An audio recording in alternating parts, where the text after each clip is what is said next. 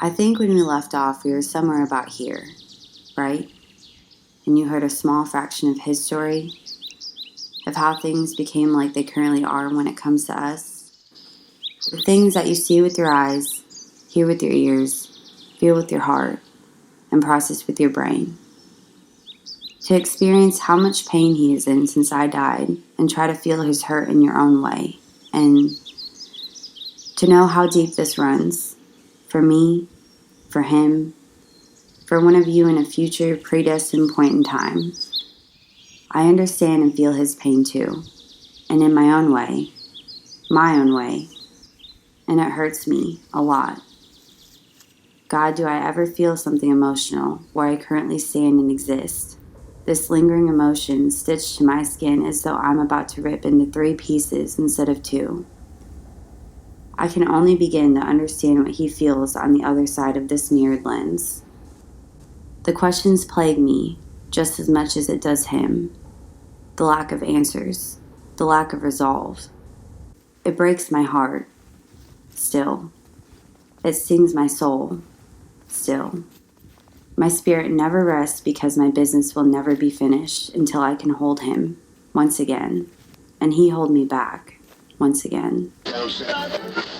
This plane of existence goes from bright white to neutral gray to midnight black, sometimes instantaneously, sometimes blended, sometimes all at once, sometimes not at all. Sometimes the stars are flickering. Sometimes the tiny diamonds are too scared to come out and look at all the sad faces staring back at them through the void. Is there anything to understand or gain from listening to my current suffering? What is there for us to truly take away from this, if anything? What can you learn from me that you haven't already learned from yourself? Nothing about this is going to be easy for me because, well, my life is inside out. That is where I currently reside, the inside out. The cobwebs, my darling, my love, my everything. They're everywhere. The last thing a lover wants to do is leave behind the one they are attached to and become an invisible speck. People say that time does not heal wounds. Acceptance does. Yet what happens if I do not want to accept any of this? Can you imagine leaving behind the one sacred thing that loved you unconditionally? A person that you trusted fully and did not mind reciprocating that same love back to them because it was that effortless. Can you imagine tearing your special half away from someone and forcefully distancing yourself from the other half that completed you? You tolerating them and them you, in hopes that you can fall asleep together by the end of the night in complete and endless bliss? Can you imagine losing the partner that helped you freeze time? Can you imagine leaving, against your will, the twin flame that you were paired with because you were cut short by a thing that we all pretend or sometimes honestly try to live on a daily basis? That thing being life? Sometimes it's hard for me to linger near him and watch him burn a hole through me like he always does when he visits me, waiting for me, hoping for one quick glance of me while staring straight through me and everything that makes up my non-existence. It's almost like he knows I am here. Just by the way he uses his body language and the way he freezes in motion at certain places. Like what he's seen on television is the way this really works. Me trying to make contact in the present where my lover currently battles our past for some future far-reaching day where both of us are once again reunited is an exhausting task for a girl to observe and be a part of.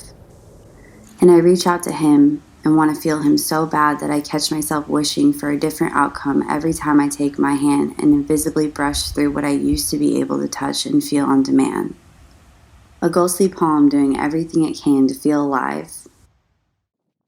I'm the type of ghost that has so much unfinished business that I'll haunt my limbic parallel until he passes away. And when I'm able to touch his lips with my fingertips again and exchange audible words that turn into our conversations of old, I will then tell him that I was always by his side and never once did I leave him, And never once did my love ever die out on him, even though my body did. And there is no place I'd rather be than by his side. For him, yes, the world is upside down. But our memories, well, that's where our middle ground begins and somewhat ends. And everything that trickles through the cracks, that is where our magic tricks slowly unfold as though we are experiencing our own sleight of hand mystiques for the first time. Yet, as sad as it may be to convince myself otherwise, I know things will never be like it was. Right? Even in the most nonsensical form of me thinking that we could ever be together like we used to be, it cannot or will not ever happen again. Right? Maybe? You know? Do you really want me to tell you the things that I miss as a ghost? Thinking back over to the real life I once had before being inserted into this monochrome nightmare? Me thinking back to the days of when me and my lover were at their peak? Is it going to make you appreciate my descriptives even more than you did, do, or will? Or are you, like everyone else, going to forget their importance in the weeks to come and let your flame's fire become nothing more but the flaky ashes of what used to rage orange against the blackest of nights? Okay. Ready? I miss the smell of freshly washed clothes, falling asleep on the couch with him and there only being one blanket for the both of us, and the sensation of turning off all the lights, popping popcorn, and watching a movie with him. I miss brushing my teeth with him and making it a subliminal competition to see who can finish and grab the hand towel first. Then hogging the towel afterwards just so I could make him wait even longer before we finally collide on top of one another in the bed. I miss a back road drive around the countryside. I miss rainy days, doing nothing but staying inside and not getting out of our pajamas. I miss the sound of a freshly opened egg being released onto a hot iron skillet. The smell of bacon sizzling, the vibe of a work-free Saturday morning. I miss taking hot showers with him, and the times he would sneak in and take a hot shower with me. I miss arguing with him over what to eat for dinner, or listening to all the pickup lines while eating countless home-cooked meals at our little kitchen table because he continuously insinuated using me as his human dessert later. I miss all the deep tissue back rubs I received in reciprocity for me being so giving to him. Or all the times I went to empty the dishwasher and when I opened it, I saw that my knight in shining armor already put them away, battling another countless war for his queen. I mean, do I seriously need to continue listing things for you, or do you get the idea? Or maybe I'm the one who hasn't realized it, huh? I miss online shopping with him. He was the kind of guy that you knew and loved so much, like you were openly vulnerable with no walls, that you would drag him into the changing room with you just so you could get his honest opinion on an outfit because the only reason you're buying it is to impress him on a future night that is yet to take place. I hope you know, with each thing I describe, it's like me rubbing my fingernail in between a fresh cut. A ghost thinking over their past memories is just as painful as a living person who does the same thing, same emotion, just different perspectives. I miss Christmas Eve, Christmas Day, New Year's Eve, watching the ball drop on live television in Times Square. I miss my real birthday, because it's like, after you die, people paradoxically tend to focus more on your end date than your beginning, but still bring up your birthday in a weird kind of way. Like it's something that needs to be mentioned in retrospect when it doesn't. Which is fair, I guess. I miss winter sunsets and summer rain showers. Barbecues. Fireworks. Haircuts, shampooings, and colorings. A good manicure and pedicure. Fresh cut fruit. Receiving fresh cut flowers. Having 100 things to watch on our streaming services watch list and never getting close to marking them off because we'd rather fall asleep on one another instead of fighting to stay awake.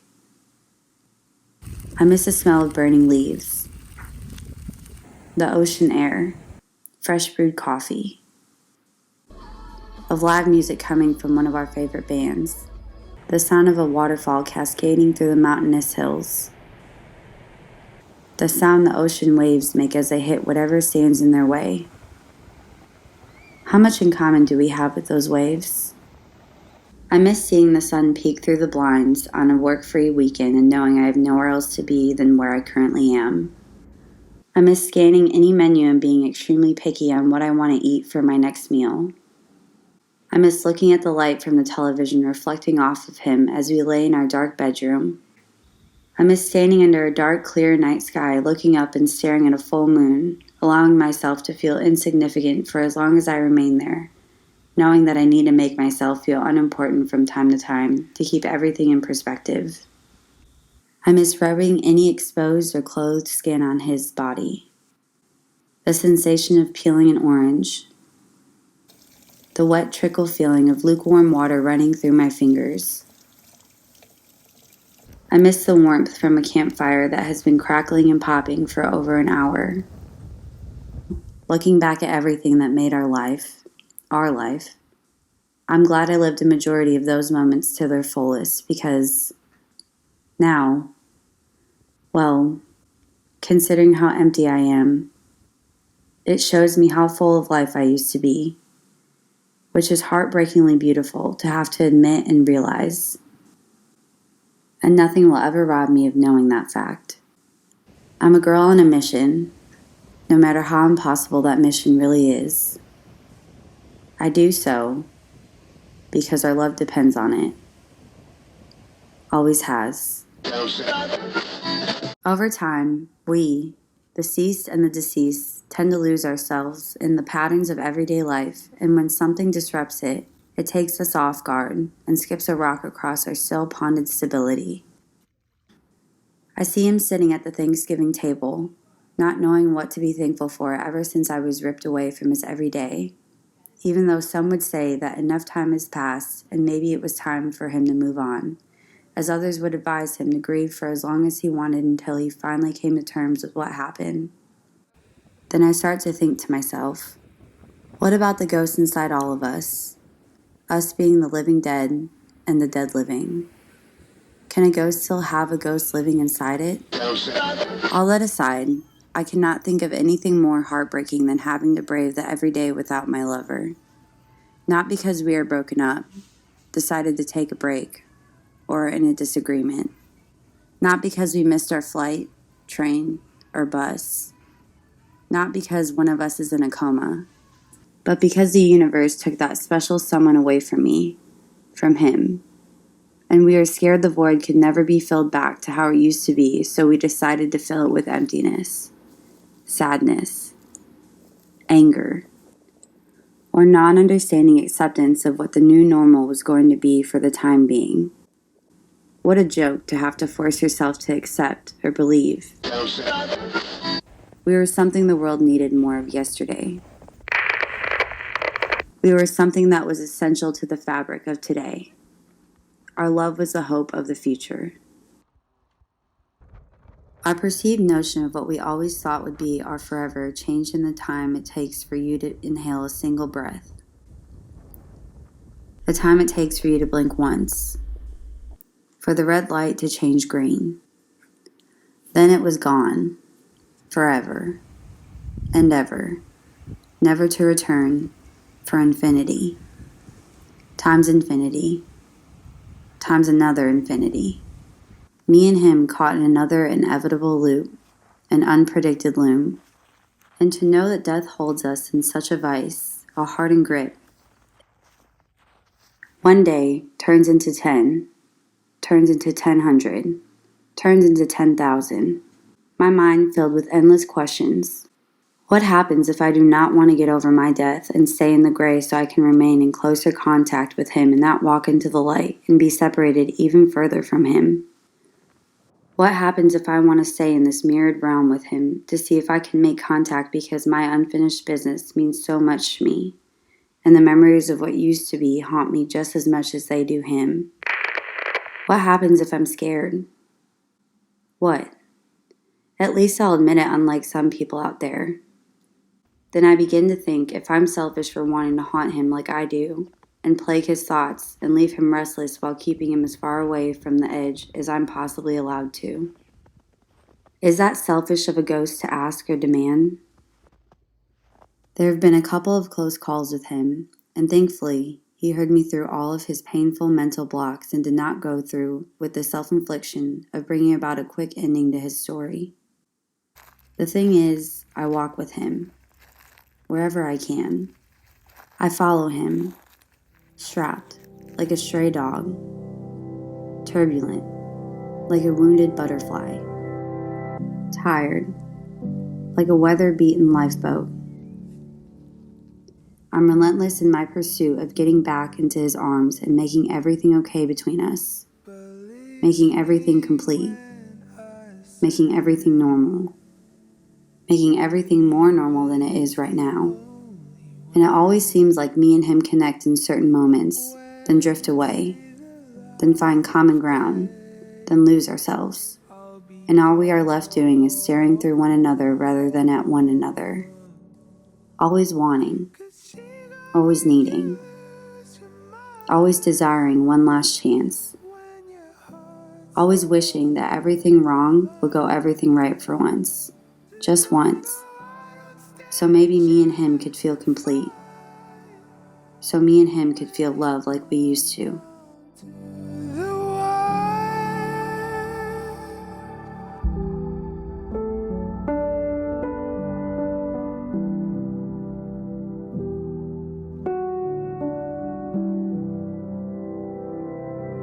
Wish I could retrace the steps that I'm about to take.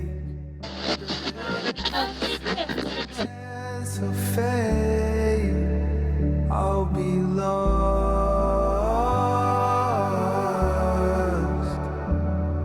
'Cause she gon' make you lose your mind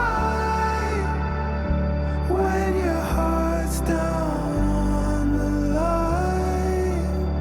And I know I don't stand a chance to fight when it comes down to the wire.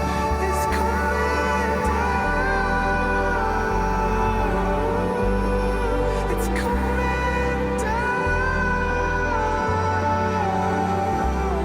It's coming down. It's coming